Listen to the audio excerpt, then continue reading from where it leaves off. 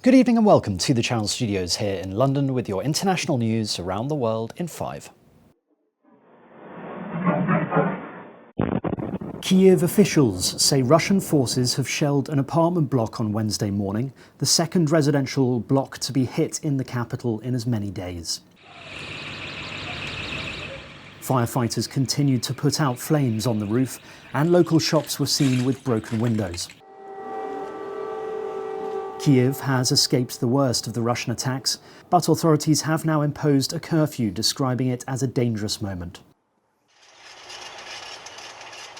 Mariupol is a different story. The city completely surrounded, Russian troops are allegedly holding 400 people, including doctors and patients, as hostages in a hospital. That's according to Ukrainian authorities. Meanwhile, Ukraine's president has spoken to the US Congress via video link. And at the leader of my nation. Volodymyr Zelensky thanked the US for their support, but repeated his request for a no-fly zone to be implemented.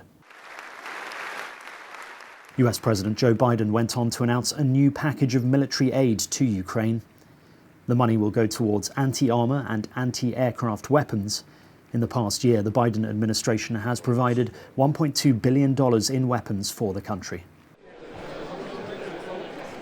NATO defence ministers have met with their Finnish, Georgian and Swedish counterparts, as well as the Ukrainian ambassador, to discuss the situation in Ukraine. Our support for the brave Ukrainian people. The military alliance is also set to tell its military commanders to draw up plans for new ways to deter Russia, including more troops and missile defences in Eastern Europe.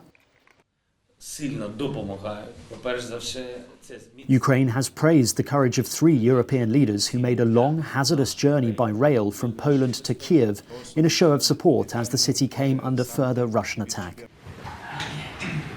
The Prime Ministers of Poland, Slovenia and the Czech Republic met Ukraine's president as a curfew began in the city. You are fighting for your lives, your freedom, but we know that you are also fighting for our lives and our freedom, and it's for us very important.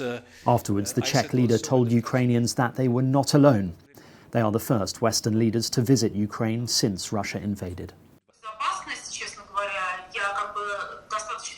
In a new interview, the Russian state TV protester Marina Ovsyannikova says she was extremely concerned for her safety and hoped that her protest against the war in Ukraine was not in vain.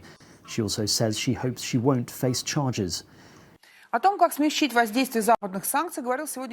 It's her first television interview since her extraordinary on-air protest on Channel 1, where she held up a sign telling Russians not to believe the propaganda or lies about the war. Almost 3 million people have now fled Ukraine because of the invasion. That's according to the United Nations. The majority have escaped to neighbouring Poland, which has seen close to 2 million people cross the border. Meanwhile, the UK is launching a new visa scheme to help people host Ukrainian refugees in their homes. Former Ukrainian soccer star Andrei Shevchenko says he plans to take in people in his house in Surrey. Yesterday I spoke with ambassador of Ukraine here, and I'm looking to bring a couple families in my house to stay here. And in other news, 2 British Iranian nationals have been released from detention in Iran and flown home.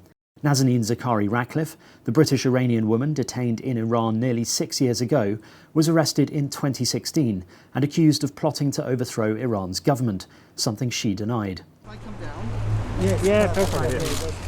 Her husband, Richard Ratcliffe, had campaigned for her release, including by going on hunger strike. 68-year-old Amusha Ashori was also freed. The retired civil engineer had been detained in Evin prison for over 4 years. I mean, definitely feeling a lot lighter. Not sure I quite believe it yet. It still feels like, I mean, I'm kind of in campaigning mode, but yeah, she's on a plane, she's on her way home. This is almost over. And that's your international news around the world in 5. Now back to the Channel Studios in Lagos.